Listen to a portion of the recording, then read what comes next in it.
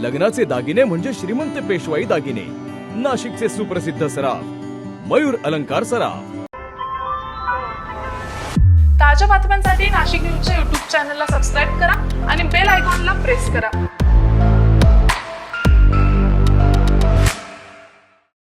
नाशिकमधील बोंधू अशोक खरात प्रकरणामध्ये तपासाला वेग आलाय। SIT पथकानं आता क्राईम ब्रँचशी समन्वय साधत सखोल चौकशी सुरू केली आहे।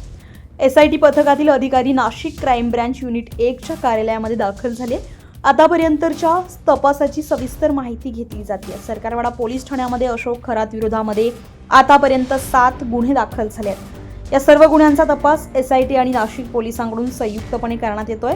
आज पुन्हा खरातची SIT मार्फत चौकशी सुरू करण्यात आली आहे। तपासाच्या पुढील टप्प्यात आणखी धक्कादायक माहिती समोर येण्याची शक्यता व्यक्त केली जाते। तर या प्रकरणाकडे संपूर्ण राज्याचं लक्ष लागलंय। संजय परमार, नाशिक न्यूज, नाशिक।